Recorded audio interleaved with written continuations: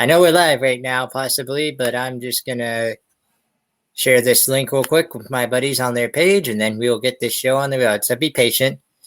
In the meantime, why don't you tell us a little bit about yourselves? This is, for those who don't know, these are my new buddies, Trillo and Suede, and they are they are an award-winning production crew. They're award-winning show, Trillo and Suede. Tell us a little bit about yourself. Well, you want to talk or should I? Doesn't matter. We take turns normally. Our web series is what we're busiest with. We have a 10-episode web series which premiered January 1st of this year, 2020. I wrote it. We wrote it together, actually. And this is something that we've been planning for a long time. So we're detectives in our real lives, right? Yeah, it feels real to me.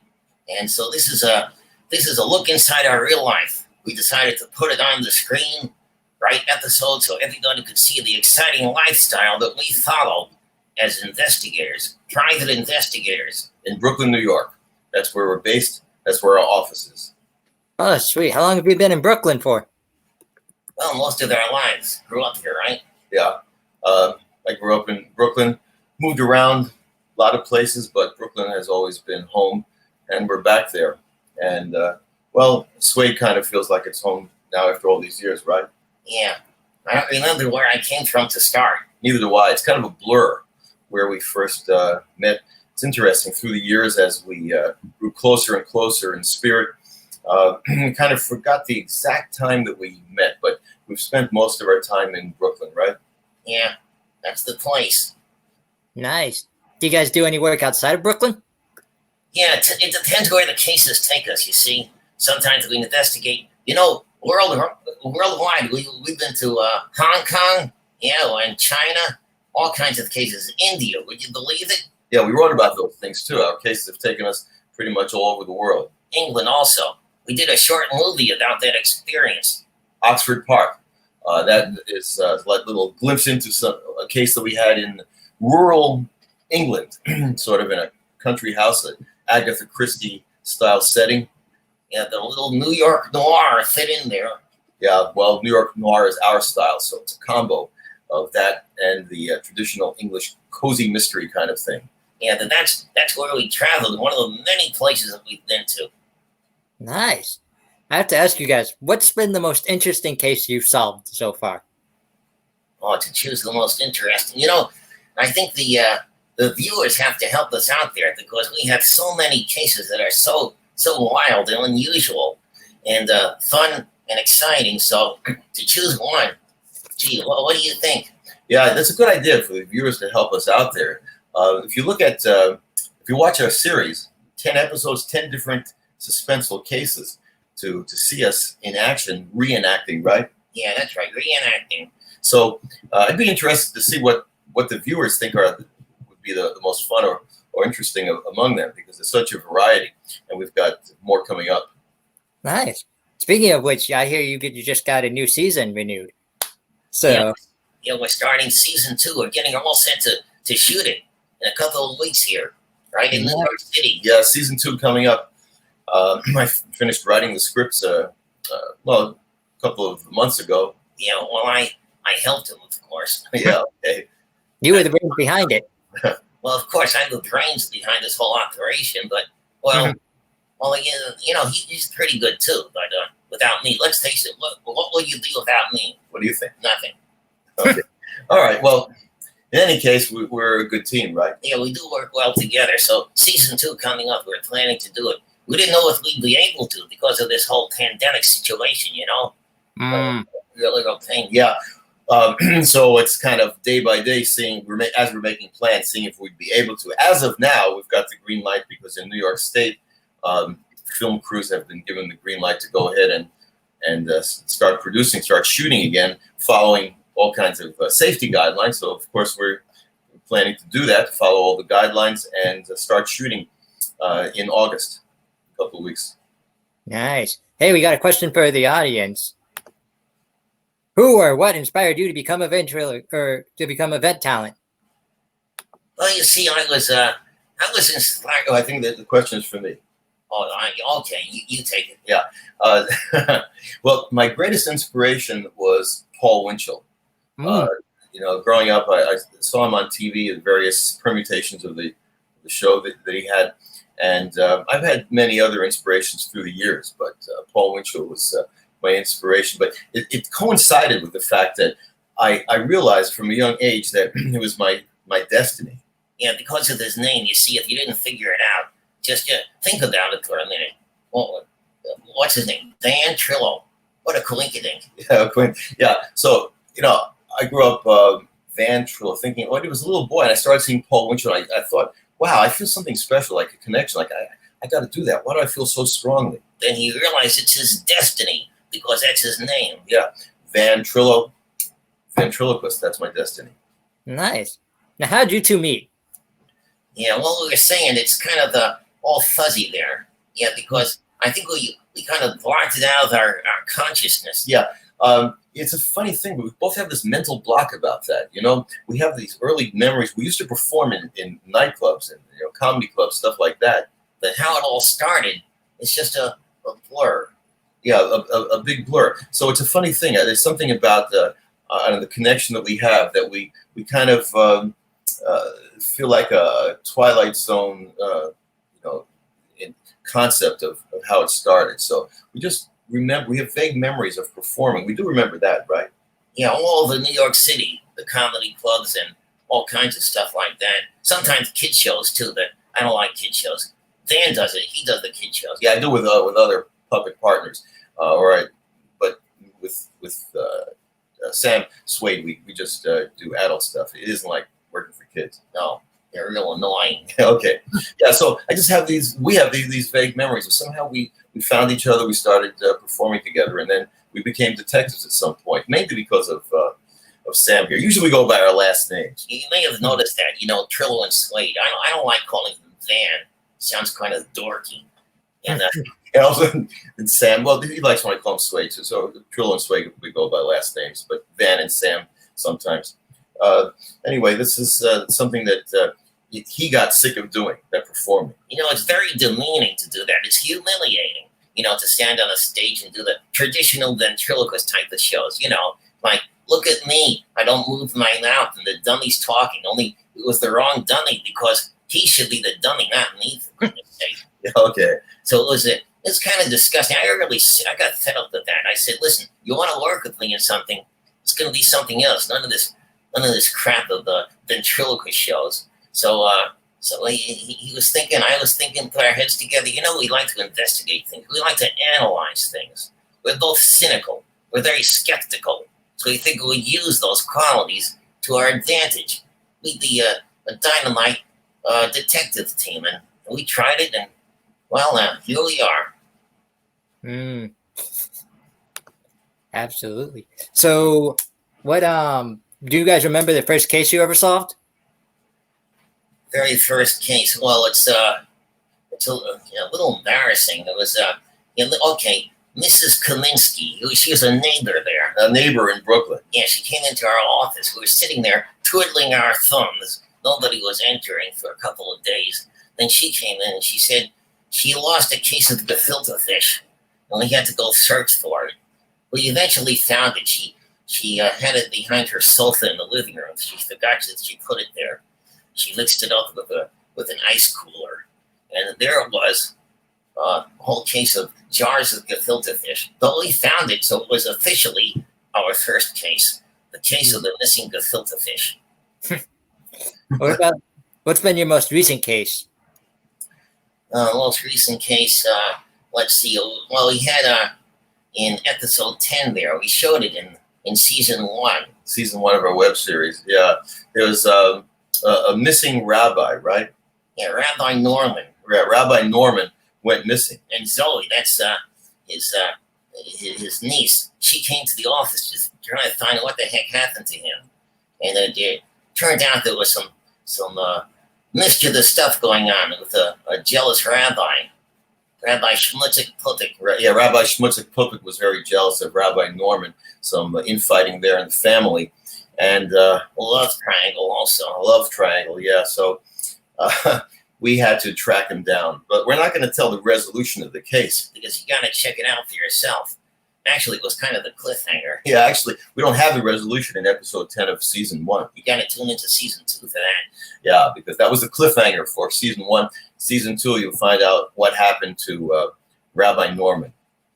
Oh, that was a believable amount of cliffhanger. That's always a great episode, Yeah. Especially when you have a new season coming up. Yeah, Did yeah. you That's what happened to him. Yeah, you got to tune in for that. It shocked me. And I'm not shocked very easily, I'll tell you that, but it surprised me. Mhm. Okay. Yeah, so we're going to shoot that, and the people can see for themselves. Absolutely. Do you guys have any other crimes lined up for this upcoming season? Oh, yeah. Anything that you can give away? Yeah, every episode has its own case. We're going to, there's some surprises, too. We got some characters returning from season 1. We got some new ones also. It's going to be loads of fun. You want to tell us something about it? Yeah, without giving too much away. We have always a string of femme fatales who come to our office, which fits our genre, right? Yeah, we live in a genre, if you didn't notice. We live in the genre of film noir. Yeah, film noir genre. Somehow that permeates the atmosphere of wherever we are. Especially in our office. Right. And so that means what's film noir without femme fatales? And what are femme fatales without me? They come to our office because they heard about me. They saw me someplace and, they really dig me. They gravitate to me. And that's why we get them as clients, because they're attracted to me. Mm-hmm. It's hard not to be, It's hard not to be with your personality and all that. Yeah, that's right. Well, I can't help myself. And the Danes can't help it either. They see me and they just go gaga. Yeah, Trillo's always jealous of that, but what could he do? You got to face the facts. Yeah. Well, it's true. It's kind of, it bugs me sometimes, but not usually, because I've grown accustomed to the fact that that's just the way it is. I have certain talents, he has certain talents, and that's the gals just tend to really go for him, but it doesn't bother me anymore. Don't believe him. He hates it. Another question from the audience. Where do you find the supporting characters in your series? Well, we audition them. It's not easy to get on our series because they got to really be able to replicate the way things really are, the good characters to be believable. Yeah, to be believable. So we go through an auditioning process in New York City. Luckily, we're located there. Lots of actors. Lots of unemployed, desperate actors. That's right. So we've been auditioning last couple of weeks. We're auditioning lots of actors for each role. We're going to have callbacks. The auditioning has been on Zoom video, because of the pandemic limiting the exposure. So we've been auditioning just on the computer screens, but we'll have callbacks for the major roles this weekend to finalize the decision. Yeah, that's really fine. And they're all over the place, So we got a lot of applicants to choose from. We got some dynamite actors coming up. Anyone notable that you can let us in on? Well, on our budget, you can be sure there's nobody famous. That's right. We have dynamite actors, but they're unknown. Well, or pretty much unknown. Yeah, this is self-funded, out of our own pockets, season 1 and even season 2. Yeah, we're really crazy to do that. Yeah, I guess so. You're crazy, Johnny. Go talk. Yeah, I'm using my money for this thing. But I'm doing it one more time. This is the last time we'll be able to do this as a self-funded project. But as you can imagine, it's tight budget, but I'd say it has very good production value, right? Yeah, I wouldn't do it otherwise. Yeah, so, but I decided to take a gamble on this in season 1 and now even season 2 because I believe so much in the project. Me too. It's been many years since we've been thinking about this, trying to figure out a way to produce it. A legitimate production. It's hard to get the dough, Yeah, hard to get that dough. We came close many times over the years, over 2 decades. It's been 20 years since we've been pushing these concepts, writing various scripts for feature films, TV shows, also TV series. We got some lovely rejection letters. Yeah, early on, the first year that we were pitching this around, we pitched it to Sky TV in the UK. Got a lovely rejection letter, as Suede just alluded to, in which the woman who's in charge of production, of development there, said that it's fantastic and brilliant and hilarious. All kinds of adjectives. Yeah. But it doesn't fit their criteria of the direction they want to go in or something like that. So they passed on it. And we've come close a number of other times too. But that was so frustrating that we decided last year, we just got to get this thing done ourselves. And we think if it's out there, it's going to develop a following that's really strong. And maybe go someplace big after that. Like maybe Netflix or Hulu or something like that. Amazon, HBO, Showtime, one of those guys. We think one of those guys maybe going to pick it up there. Yeah, we're hoping after this season 2, if we have 2 strong seasons out there. And season 2 is going to be even better than season 1. Yeah, I think so. We both are pleased with season 1, right? Yeah, the season 2 is going to take it to new heights.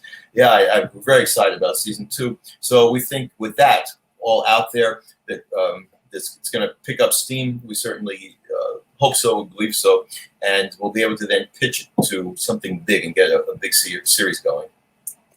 Nice. So I hear it's an award-winning show. Can you tell us about the awards it's won? Yeah, it's really something. We started hitting those awards shortly after we produced the first episode and released it. Yeah, shortly, because it was weekly episodes. We released them weekly, starting with January 1st of this year. And even after the first episode was released, we started submitting what we had out there so far to various film festivals around the world. And it started winning prizes in almost every one. Yeah, almost every festival that we entered, we won something. At the very least, official selection. One of the films that they decided to actually promote and screen, which is already kind of small category. But then we've outright won the festivals in our categories for quite a few of them. Yeah, best web series. Best web series. Yeah, we won that award in half dozen or more festivals, and best comedy in several other of them. So it's really been very encouraging, right? Yeah, it's a good sign. We figure that this stuff is for real. The potential is outstanding, unbelievable. Yeah, well, remains to be seen, but we're very encouraged by the response so far from all these film festivals. Awesome. Now, I've got a few questions from the audience here. If you don't mind asking, we can go 3 in a row. The first one is, can you tell us about your ebook? Oh, yeah. Oh, While the Village Sleeps. We wrote that a few years ago. Yeah. While the Village Sleeps is a murder mystery featuring the 2 of us based on our escapades that I alluded to before in England. And takes place there, and we novelized it. We had a screenplay. One of the things we've been trying to get produced, right? Yeah, but we couldn't. That fell through. So we figured, well, we got to get something out there to the general public, the general audiences to enjoy. So we made it into an ebook. Yeah, self-published ebook. So it's on Amazon Prime right now. Only 99 cents, I think. Is that what it is? We're crazy. Yeah. I think it's still selling for just 99 cents, so almost free. To download your own copy of it. Very fun and exciting case that we had there in England. While the Village Sleeps is the name of it. While the Village Sleeps. Our next question from the audience is, do you ever think about doing a stage play? Well, we thought about everything, including that, but it's kind of low on our list. Yeah. That's something we haven't actually written out or made any direct efforts in, because we've been focusing, first of all, on feature films, right? Starting, as I said, 20 years ago. Yeah, the very first one we wrote is called The Hong Kong Canary, and the adventures took us to Hong Kong in real life. Yeah, and so this is about a missing iconic jewelry item or piece. It's a family heirloom, really. Yeah, called The Hong Kong Canary. Yeah, and so that was our first one, and actually episode 1 of season 1 is the Hong Kong Canary. So that's a very miniaturized version of it, abbreviated version of the full caper, the full case. So you can get a glimpse of that, the Hong Kong Canary mini version in episode 1. We also wrote the TV series. We were trying to pitch that for a long time also. We alluded to that, the Sky TV, right, in England. Yeah, that's right. So that's another thing we're pursuing. We wrote a few feature film screenplays, and then episodes of TV shows. Outlines and treatments, they call it. Treatments. Why do they say that? It sounds like you're sick. A treatment. Yeah, they call it treatments when you write, like a synopsis outline of the show. Yeah, we're pitching those. So we're focusing on those, the screenplays for feature films, for TV series. We're still hoping maybe one of those things will, or both can come true. But then we kind of put it all on the back burner. For a few years, we kind of gave up on it, figured this is not going anyplace. We just kind of put it on the side, forgot about it. But then when we got the idea, well, we got to do something. And even though we're going to put our own money into it, but we have to get the public. Once it's out there, people are going to like it. And so that's why we decided on the web series. Because it's a little cheaper than the other stuff, you see. It's not cheap, but it's not quite as much dough you need for it, Yeah, so the web series is more cost effective than making a feature film. And potentially can reach more people more quickly than a feature film. It's much longer to get out there and get it to the public. So web series has much more immediate potential. So that's what we settled on doing. That's awesome. That's awesome. A web series definitely works. I can attest to that, Yeah, thank you. Yeah, stage play, though. Yeah, it's a good idea. I mean, we did think about that. Yeah, we thought about that, but with the goal in mind of reaching the most people as quickly as possible, stage play is not the best way to go because it's much more local. So maybe if it's successful, you might get a following very locally, but we don't want to just be local.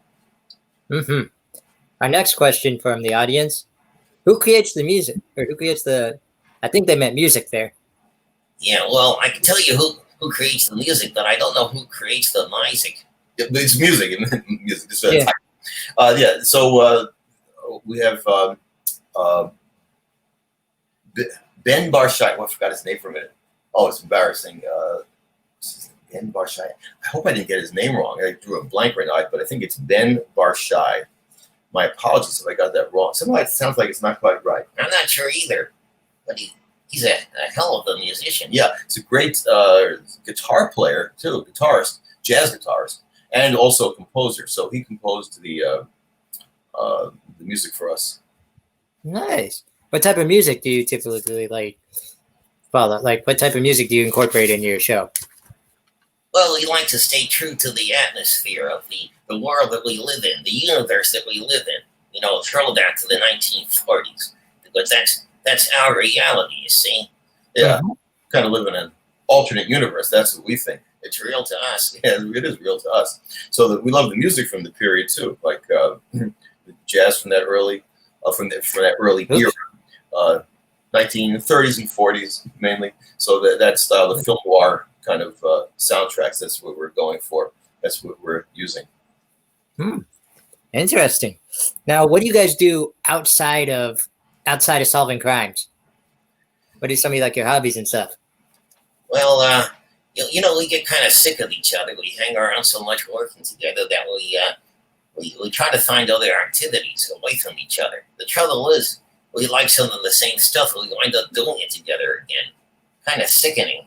Okay, yeah. But, I think he's referring to watching film noir. We love watching film noir movies. Older and older again. We can't get to it. We don't get tired of them. Yeah, like the Maltese Falcon. I don't know how many times we keep watching that. Casablanca. Oh, that's debatable. Debatable whether that's film noir. People argue about that, but it's kind of in the genre. Murder My Sweet is another famous one. Double Indemnity. Double Indemnity. To say that 3 times fast, it's a tongue twister. Yeah, Double Indemnity.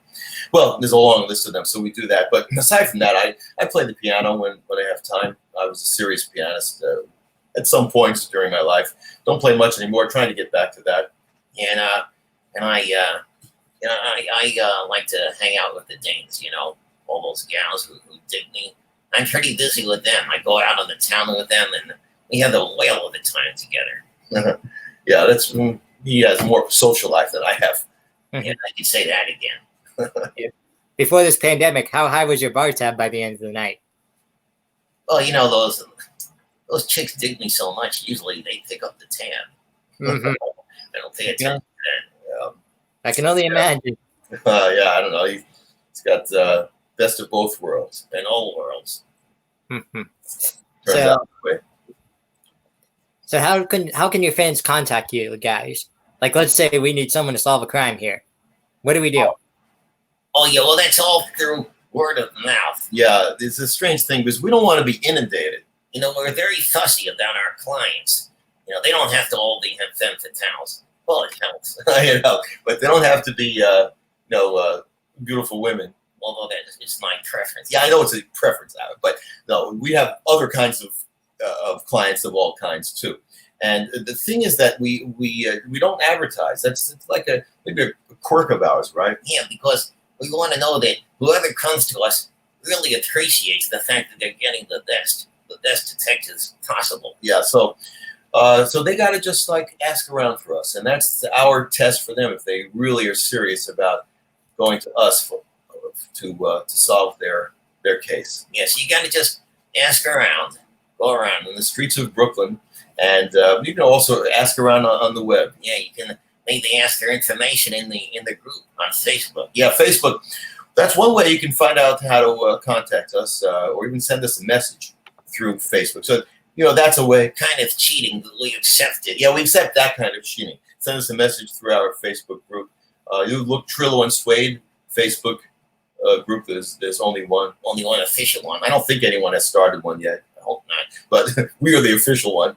And they can always send us a message through there. Well, on our YouTube channel too. Send a comment. Yeah, you can write comments, cryptic comments, secret messages under the videos on our YouTube channel. You know, we don't only have the web series. We got a whole bunch of other videos also. They're really cool. Yeah, on our web series, on our official YouTube channel, Trillo and Suede, we do have the 10-part season 1.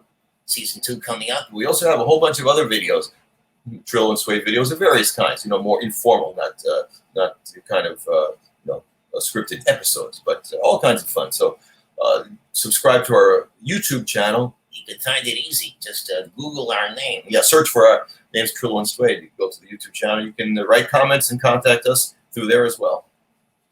That's awesome. I'll definitely look into that.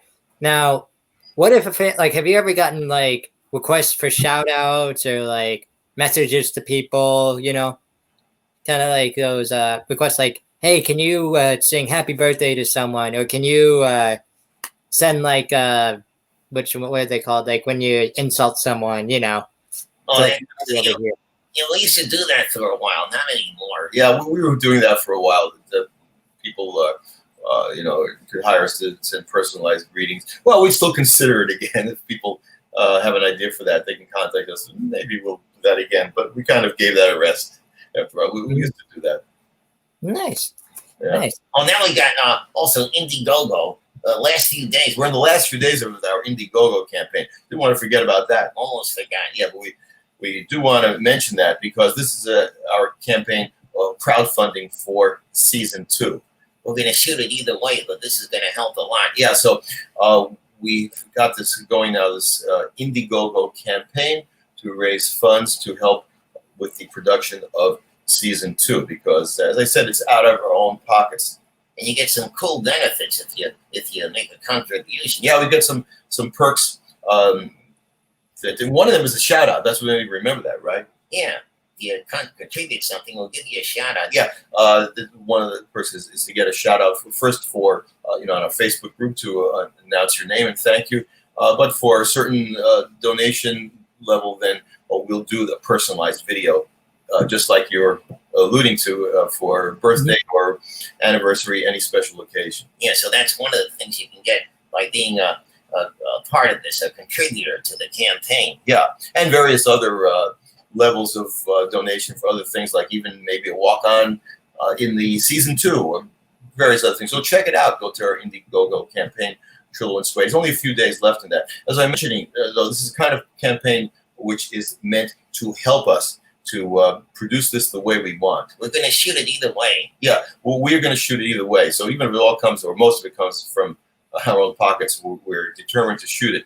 But the more help we get in these waning days of the campaign, the more we can do with the project. That means we won't have to cut so many corners, because of the budget. Yeah, because otherwise, with the production budget that we have, and our funding it ourselves, and if not much is coming from the campaign, then we won't be able to shoot every scene the way we want to. We're going to have to cut some corners and not do it really optimal way just to get this thing done. So this will help make season 2.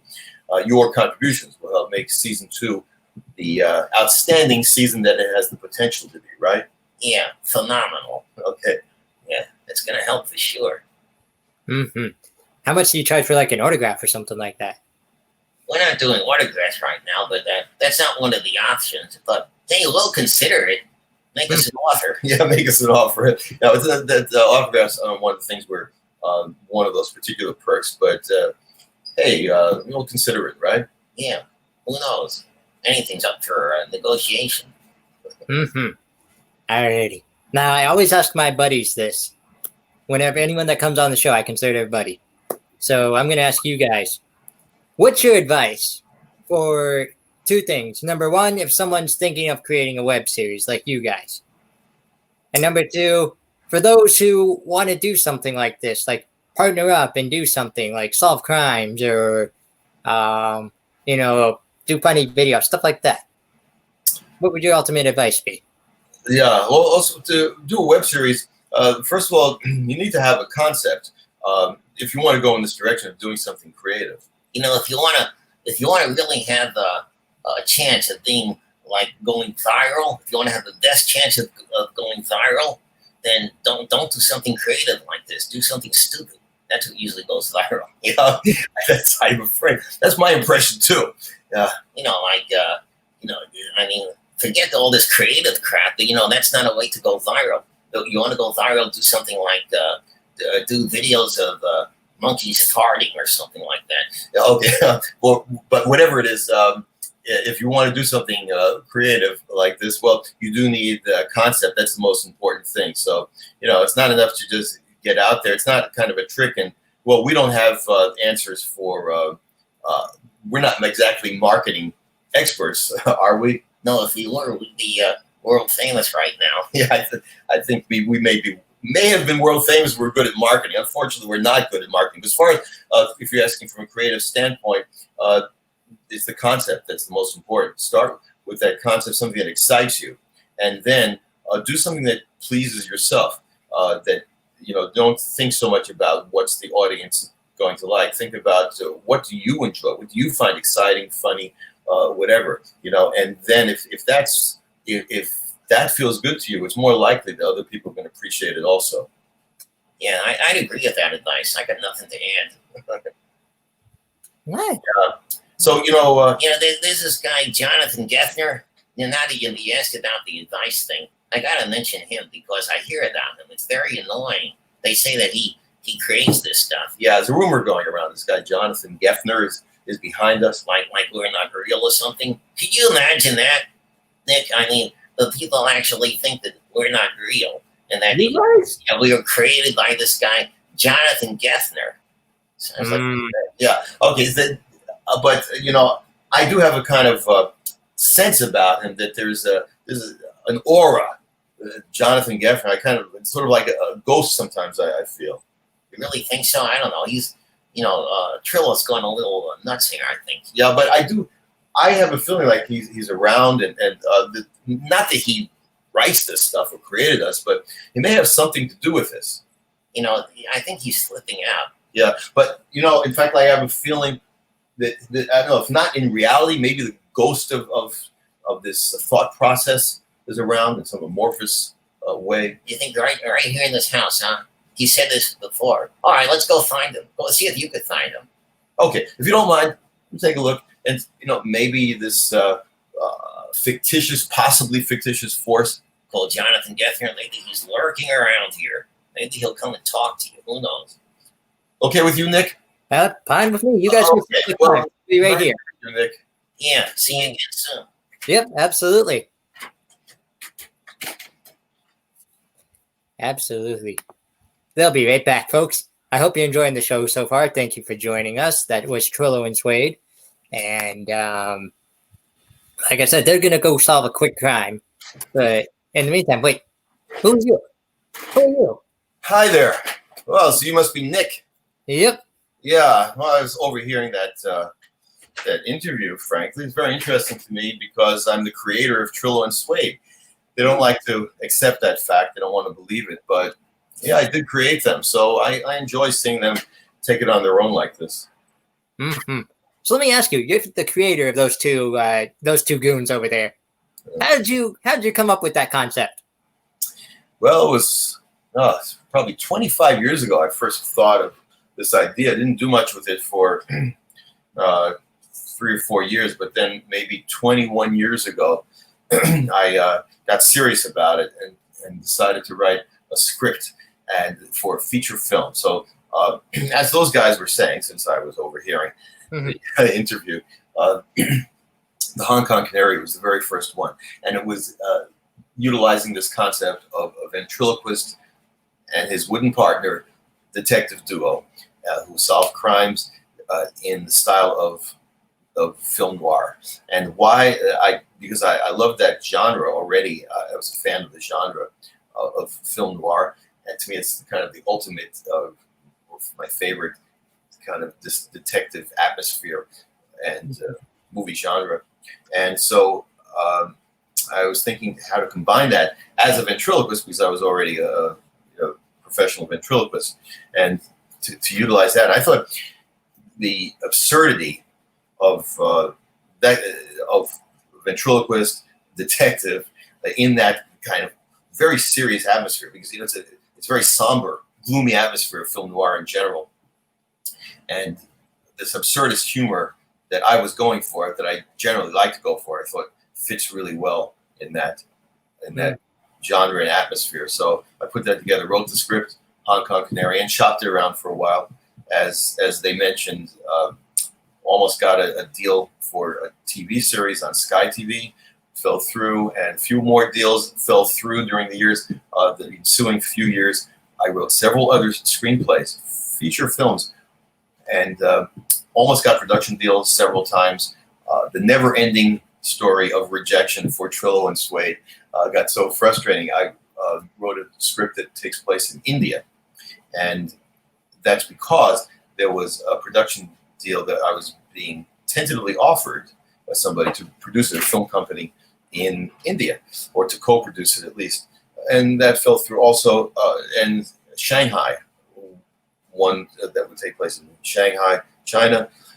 Anyway, 5 in total of these feature films. One of them was While the Village Sleeps, taking place in the UK, and as was mentioned, that I novelized. I made into a novel as an ebook a few years ago. So that was the process through the years, trying to figure out ways to produce something and falling up short each time. And that's why last year, I finally, after having pretty much given up on ever doing anything really big, substantial with Trillo and Suede, I finally was kind of looking at my life. I was at a turning point in my life. It was kind of at a low point too, because several things were happening that I was very unhappy about in my personal life. And so that became the catalyst, though, for me to decide, well, I was kind of giving up hope about a lot of things in my life. So what the hell? I might as well just do what I really want to do. What do I most want to do, at least professionally, creatively? And it's that Trillo and Suede still not nagging me. I said, well, you know something? No matter what it costs me, I'm going to do it. And I decided to do it. I'm glad I did. Yep. Hey, you just explained why I did Buddycast, because it's something I've always wanted to do, especially during this time with the pandemic and everything. Yeah. Just like I've always wanted to do something like this, like just listen to people's stories, hear about like how they create everything or how they do, what they do. And I thought, a lot of people are stuck at home right now, so now's the perfect time. You got a captive audience. Yeah, I've noticed that. It has led to a lot of creativity. A lot of people doing things during this pandemic. I mean, it's of course, it's a very negative thing overall, but there is that upside to it for people. So sometimes out of adversity can come things that are really good and creative. So I feel that's what's happening. It's helped to also lift my spirits in general too. It's one of the things. Other things too, but it's brought me to a much better place in my life. So I'm really looking forward to this, among other things, to pursue this. Mm-hmm. So you would definitely say pursuing a hobby was what can help someone during this pandemic time. Yeah, I guess it's cliche about pursuing your passion, but if you don't pursue your passion, well, what else are you going to pursue? Try to as much as possible. Sometimes we have to find ways around it, workarounds. We can't always do things exactly in the way that we want, but at least go in that direction as much as you can to pursue what you love to do. Mm-hmm. Now, someone asked your buddy Trillo here, but I'm going to ask you, what inspired you to become a ventriloquist? Oh, well, I had done already in my young adult life. I was pursuing several things. One of them was to be a serious pianist. I made some efforts off and on to be a concert pianist, so I took it seriously when I was young. But I didn't take it seriously enough because I had too many interests, so I wasn't working hard enough on it, because that's really a full-time endeavor. You can't play around with trying to be a concert pianist. That's your life pretty much if you want to do that. Mm-hmm. And I eventually realized that I'm not dedicated enough to pursuing that to have any shot at that. Plus, I had a lot of stage fright. That was something that was a big problem for me. Terrible nerves about performing. So eventually I realized wisely that's really not for me. As much as I love music and love the piano and classical music in particular, that's really not something that's viable for me to pursue as my main profession. But there are other things that I got involved with: improv, theater, comedy writing. So that was a big help. And I got involved with improvisational theater because it made me comfortable on stage. Stage fright didn't carry over to that, fortunately. I didn't have that. It was only about piano, psychological reasons, which I could go into, but I won't because it's too much to go into right now. But for whatever reasons, I didn't have that kind of stage fright, and I don't have it as a ventriloquist either, luckily. I mean, sometimes it depends on the occasion or events. Sometimes I have some nerves, but nothing like what I experienced as a pianist. So those are some of the things I did. Another thing that I was involved in as a young adult, I have a degree in Yiddish language and literature from Queens College, City University of New York. And so I became a Yiddish scholar and also Hebrew. I learned Hebrew and taught that as well. A lot of people may not know it. They're two different languages. There's some overlap, but they are two different languages. Yiddish, they're both Jewish languages. But so I learned both of them. Yiddish is the one that's kind of dying out. Unfortunately, very few people really speak it fluently anymore. But that's my specialty, actually. And I translate. I still do it part-time, teaching Yiddish and translating Yiddish. So that was one of my part-time careers, and giving piano lessons and getting involved in improv theater. But one day I saw this ventriloquist in Central Park in New York City, one of the famous locations in Manhattan. And it was the first time I saw a ventriloquist performing live, and it blew me away. It was a great moment of inspiration and epiphany that I just felt that I have to do this. Like, this is the most amazing thing, because it was the perfect expression of my sense of absurdist humor. Because in particular, I was always drawn to any kind of humor which had a lot of absurdity in it, because that's part of how I see the world or experience the world, as being very absurd in many ways. So that's the type of humor that I like to do. And so what's more absurd than that? And also not just absurd, but also blurring the lines between reality and illusion. What's real, what's not. And so making an inanimate objects speak and bringing a puppet to life, or creating that illusion more than any other kind of puppetry. So to me, that's what drew me more to ventriloquism rather than, I enjoyed puppetry in other forms too. I even used puppets as a teaching aid, sort of, in the schools that I was teaching in. Because I taught Yiddish and Hebrew and other things part-time in some schools.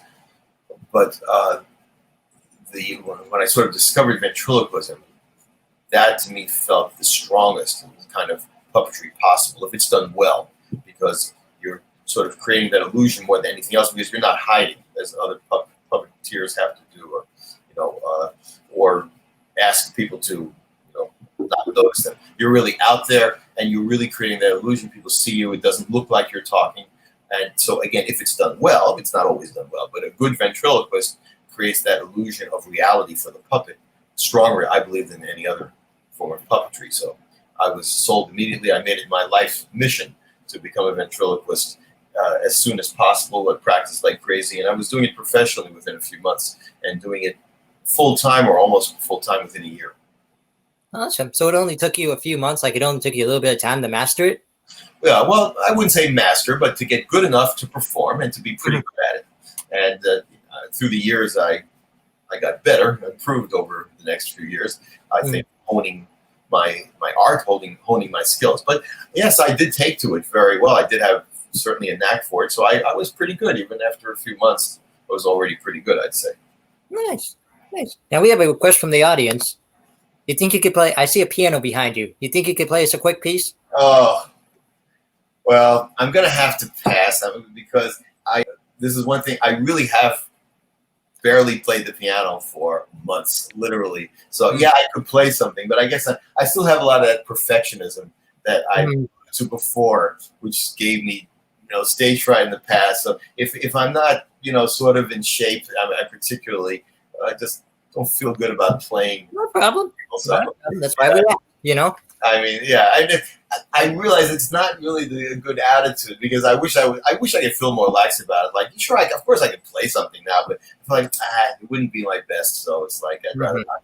Anyway, next time we'll do it again sometime, and I'll invite you on the show. I'll invite you on the show next time, and we'll focus just on the piano. Give it a little heads up. Remind me, hey, this time you said you're going to play something, so I will play something next time.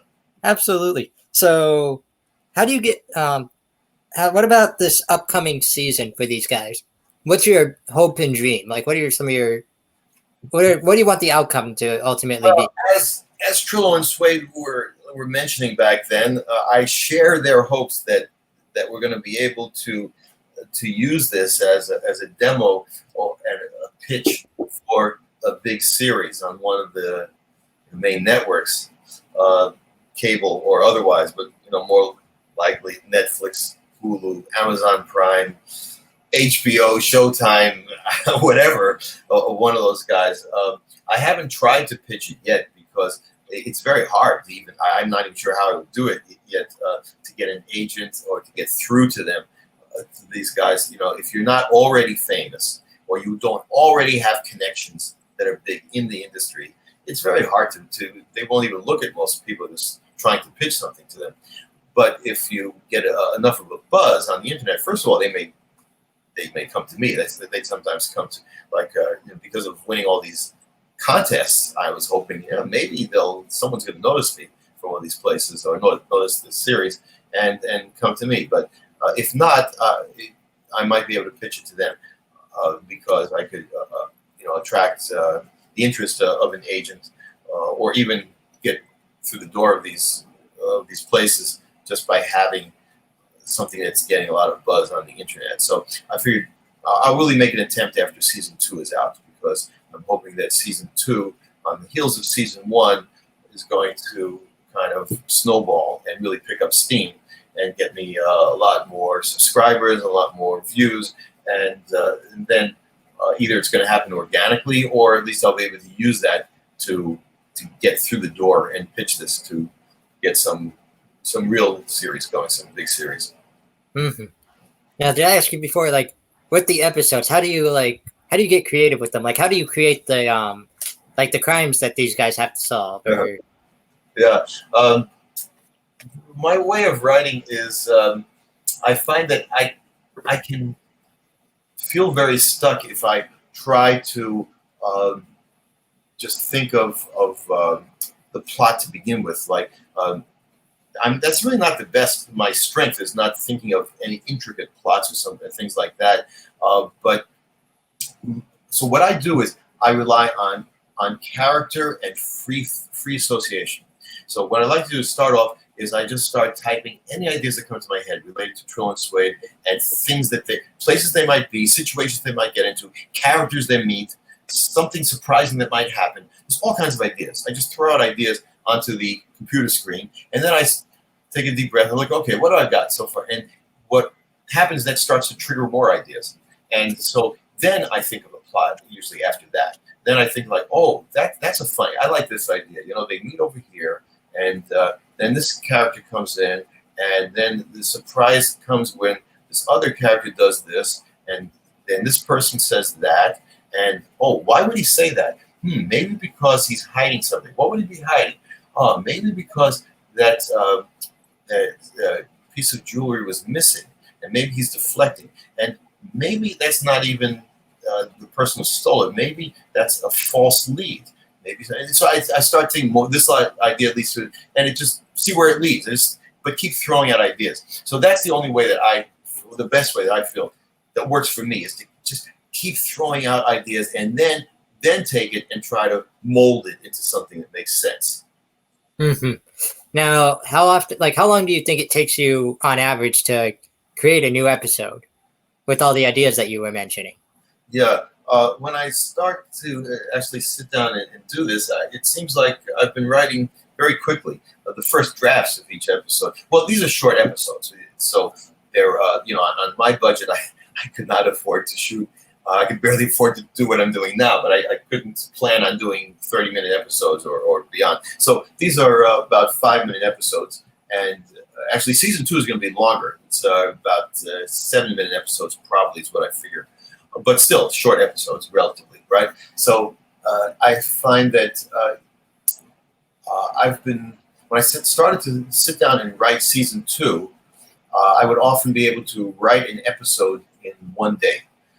But that's not the finished draft. I mean, the first draft in one day. But after like a few hours of writing, sometimes 1 to 2 days, I'd write an episode, and then then I hone it. Or actually, I usually go down to the second episode. And after I wrote 10 episodes, I might have done the 10 episodes in 12 days or so.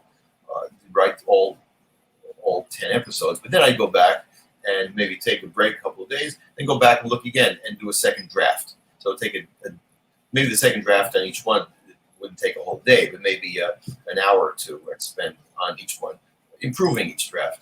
And it's hard to. Well, I don't think anyone gets it right on the first draft. I mean, I'd be pretty amazed if anyone ever shot a movie or anything from the first draft as a shooting script.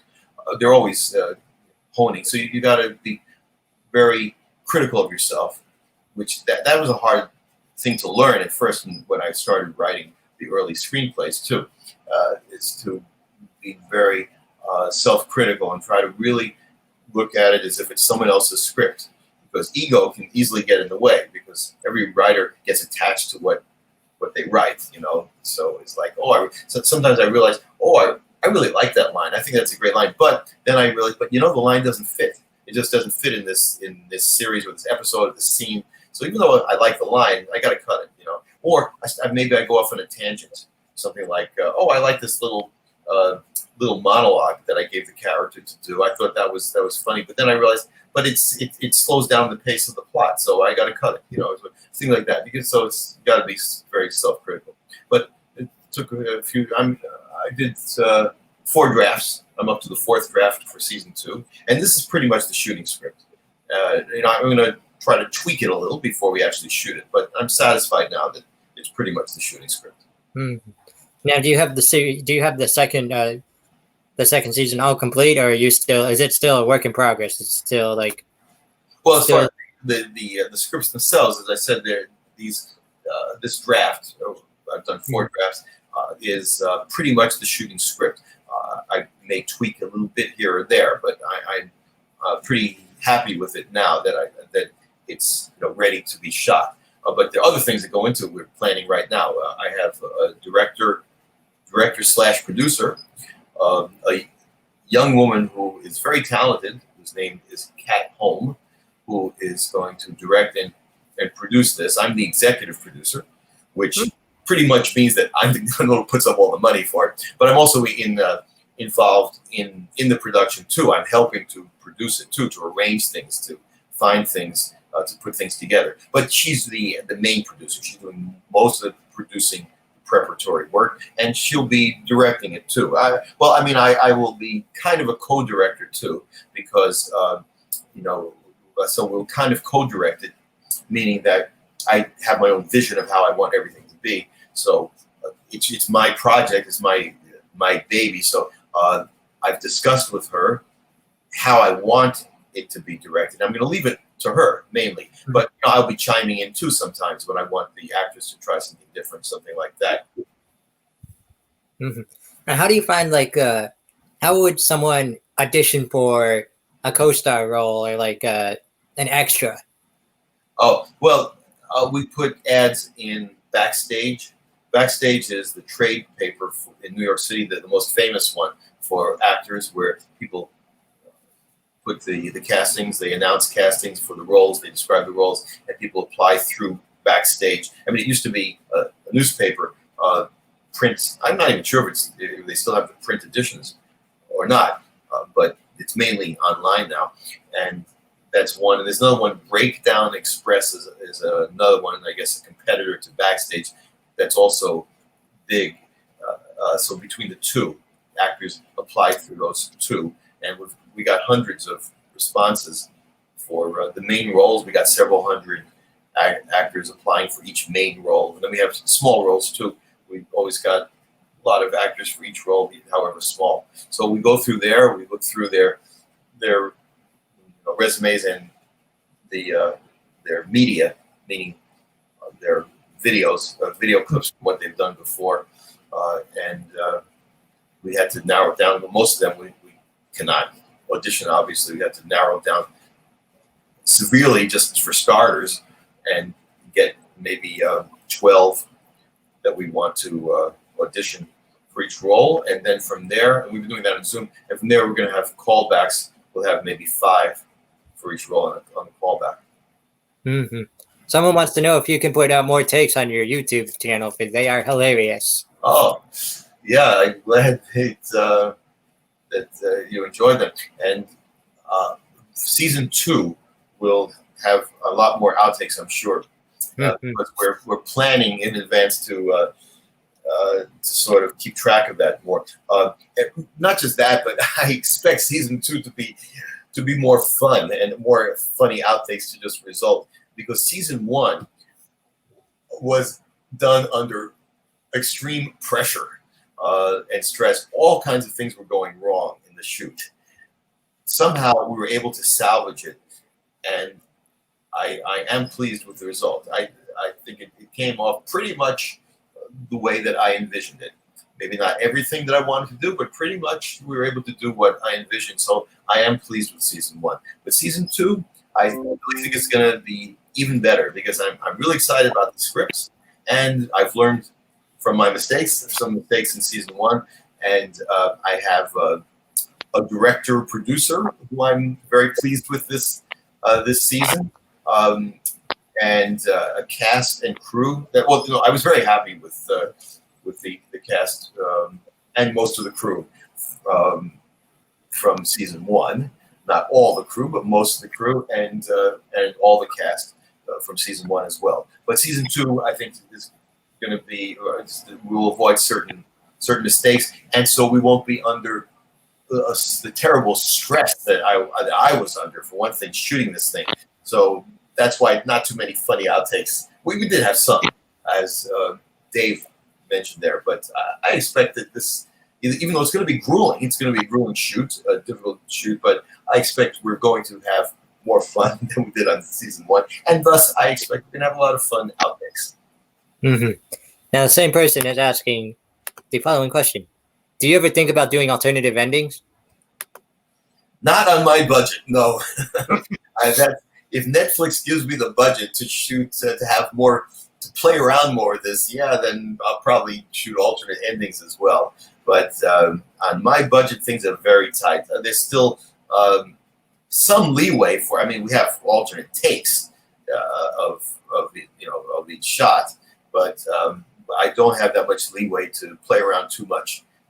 We're going to have a 10 or 11 day shoot to shoot the whole season, all 10 episodes. And as I mentioned, they'll be a little longer.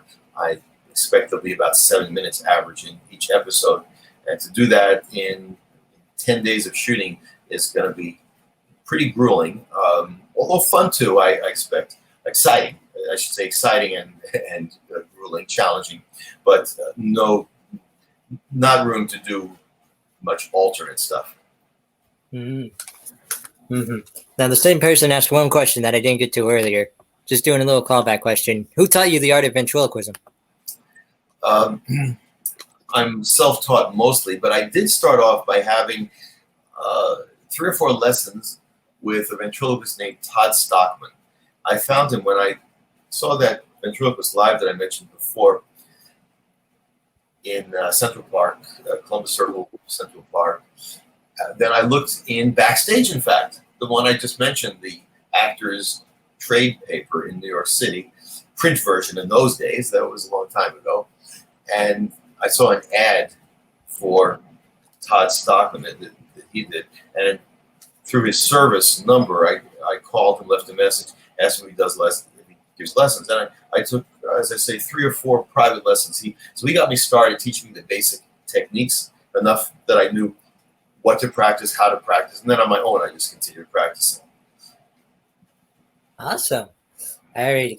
I think I'm going to come up with my final question for you. Yes. What's your advice for anyone who wants to be a ventriloquist? Oh, these days it's a lot easier than when I began, which was over 30 years ago. That was pre-internet. And so in those days, as I said, I started with a few private lessons. Then I went to every ventriloquist show I could find in New York City. Luckily, I lived in New York because there's a lot of entertainment here, a lot of ventriloquist shows. So I was able to find ventriloquists performing at comedy clubs mainly, and I watched them every time I could, went backstage when I could, tried to ask advice sometimes, and sometimes they would give me some points of advice. Sometimes they didn't want to, but at least that was one way. I started going to the ventriloquist conventions. There's an annual ventriloquist convention which takes place in, I'm not sure where now. It used to be in Fort Mitchell, Kentucky, near Cincinnati, and they moved in recent years to someplace near there, but I forget where, because I haven't been there for many years. But for a number of years in a row, the first 10 or 12 years of my ventriloquist life, I went every summer religiously to this convention. So that was a big help in developing my act, just by watching other ventriloquists of all kinds performing, and they had workshops on various aspects of the art and the business. And so it was fun, and it was very educational. So that's something to look into if you are serious about becoming a ventriloquist. Try to get to the ventriloquist convention. Well, this year, of course, it was canceled because of the pandemic, but they hopefully will be back in business next year. And other than that, I mentioned the internet. Well, people teach ventriloquism on YouTube now. There are various people, so you can just watch it. The instruction, it varies. Some people are better than others at teaching it, I've noticed, but find out for yourself. Try different ones. See who you find is more helpful. Other people produce series, like DVD series for teaching, for learning ventriloquism. So you can Google and you'll find them. There are a couple that I found were good. I forgot the names now. The people who teach you are good. So I don't want to leave anybody out, so I won't mention right now. But you Google yourself or ask around. You can join ventriloquist groups on Facebook. There are a couple of dozen ventriloquist groups on Facebook. Join them and ask around there. Post a notice, a comment, or just make a post saying, how do you suggest I learn ventriloquism? People will give you all kinds of advice. Awesome. So on that note, I think I'm going to wrap things up here. Thank you so much for joining us. Thank you for bringing your buddies Trillo and Suede on the show. They were awesome. Thank you. My pleasure. And your pleasure. I hope you guys have a fantastic season 2. I'd love to be an extra if I could, but well, we'll talk about it. We'll try to see if we can work that out somehow. Absolutely. So for all my buddies out there, this is my buddy Jonathan, and you just met his buddies Trillo and Suede. Thank you again so much for being a buddy here on Buddycast. As I end every Buddycast with now, I ask, go be a buddy. Go be someone's buddy. Oh, and I also forgot to ask you one question. I'm starting this new thing nowadays. If you could have our viewers donate to one charity of your choice, what would it be? Oh, there's so many. It's possible. They're good causes, and right? Off the top of my head, it's hard for me to say. I don't want to choose one haphazardly. I'll have to get back to you about that. I'm sorry. If you could just say one now, just like off the top of your head. Yeah, because the thing is, it's not just that the type of charity. Some I know are better than others and are like more legitimate than others. So I mean, there are many good causes. So as far as best cause, it's hard to I don't want to choose one. It seems like I'm saying it's better than another necessarily, but I guess any cause that I'd say this because you probably know better than me, which one maybe specifically would be better that helps people. Like, let's say, helping people who are poor, who need financial help, or struggling like that. Those kind of that kind of cause is something I like, but I don't remember right now like one in particular to recommend, because I like to, when I've donated to that kind of cause myself, I like to first look at which ones really help people like to get out of poverty, not just give donations to them, but there are some that help maybe train people, give them kind of skills, or help them to help themselves, that kind of thing. So I just remember the names right. A city mission. What? Like a city mission. Yeah, maybe that's So I mean, I've donated to causes like that. I don't remember the names, so that's why I don't want to give a name right now. Yeah. But something like that. Yeah. I think it's important to try to help people to get out of this situation, not just a temporary, boost. That's the best kind, I think. Yeah, absolutely. You, how about send me when you think of one, send me a link to it, and I'll add it on this episode at the end. Okay, sounds good. Yep. Alrighty. Well, thanks again for joining us on Buddycast. I hope you had a great time. Tell your buddies, Trillo and Suede, that I said thank you so much. And for all you guys out there, like I said before, go be someone's buddy. Alrighty, we'll catch you next time here on Buddycast.